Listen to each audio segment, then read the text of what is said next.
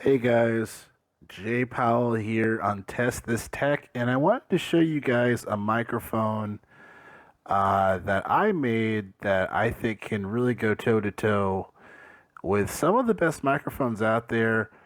I'm definitely a microphone guy, a tech guy, if you will, and definitely what I've realized is that when you are creating a podcast, or if you just want to do things, from an audio perspective, maybe not video yet, but you can create, if you find you really go into the steps of finding kind of a microphone that really is going to suit your voice. When it comes to dynamic microphones, they do not need to be crazy expensive. This, for example, this is a Frankenstein microphone, so I'll show you guys a little bit of the ins and outs of this. But this is the ProTech Mio. I think this is on Sweetwater for not too much money. I want to say maybe $40 or something. Condenser microphone, and this part is a ZDM1, also a good mic. But inside of it is actually a Fifine K699D. I'm not saying you guys should all take a bunch of microphones and put them together. I just want to show you this microphone that I put together here, and then I'll plug it in and test it so you guys can let me know what you think. Yeah, so I really had fun working on this guy. But yeah, I've been doing podcasting for several years now, and I've always just trying to find my voice. Find my voice from a vocal perspective. Make sure that you have a microphone that really represents your voice. So it's okay to try a couple different mics. A lot of people that go to the SM7B, which obviously is a legendary mic. There's nothing wrong with that microphone, but to believe it or not everybody sounds great on it. Some people may sound better if they adjust the settings on it. When I say settings, I mean like the switches on the back. But my main point is that you can find the voice of your microphone for cheap, for not crazy amount of money. And that's kind of what I found out with this. So I just really like the form factor. I like that. Obviously, I can make this a USB microphone as well in the headphone jack. And the K699D, it's a dynamic microphone, but there's no USB option.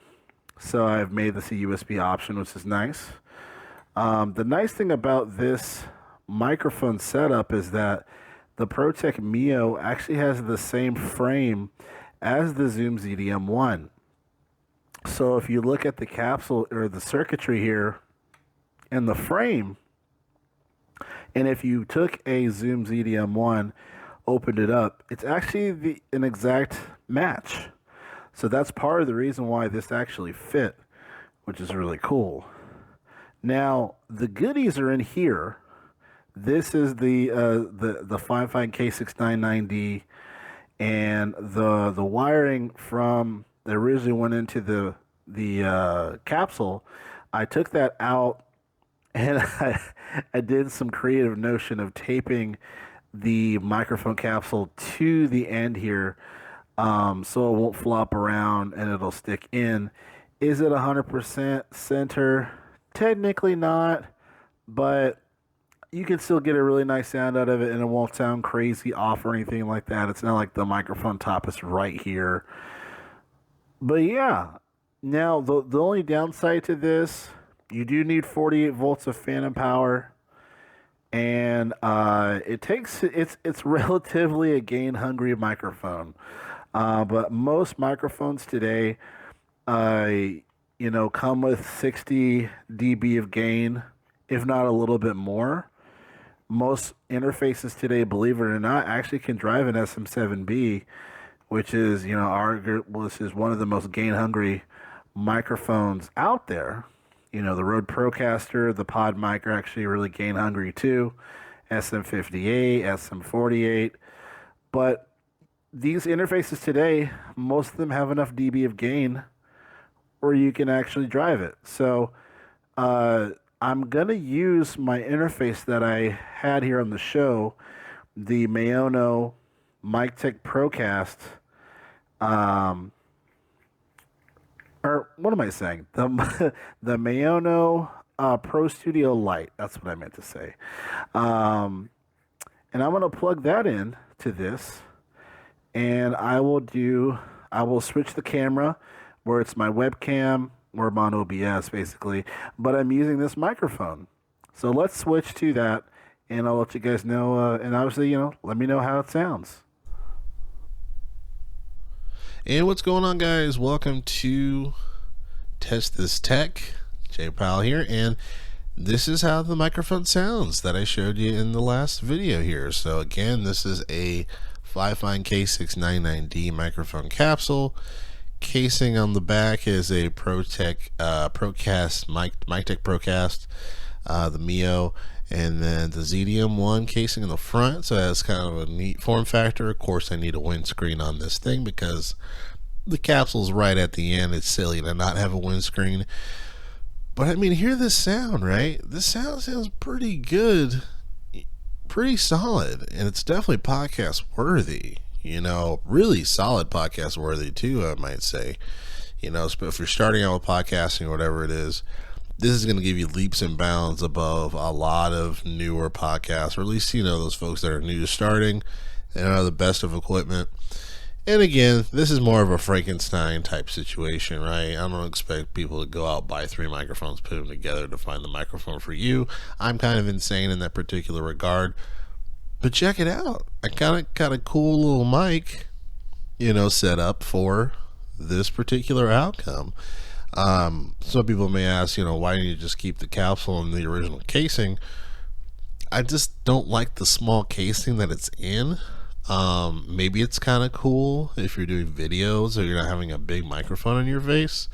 I just prefer a bigger form factor, which I like the ZDM1. I really like that. That form factor is really nice, right? And then just the fact that the MicTech Procast, the frame is the same.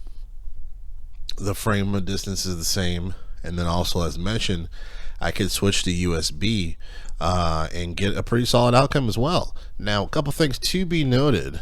I'm using the Mayono Pro Studio Lite. The 48 volts of phantom power has to be activated for this microphone to work. Okay, so it is a dynamic, however, because it is going through the circuitry of the condenser.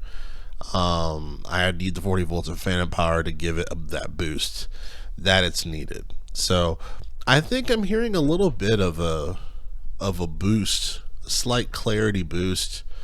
I could be wrong, but I could be getting a little bit of a boost with this microphone, with the capsule.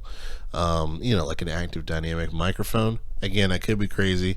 I will say though, the mic gain is a little high on this too. So the Mayono Pro Studio Lite, the gain is at maybe 8 out of 10, maybe 9 out of 10, to be honest with you.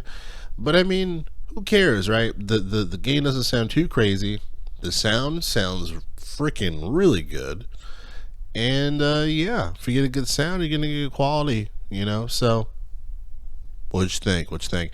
Anyway, J Powell Music. Have a great weekend. I'll talk to you guys soon.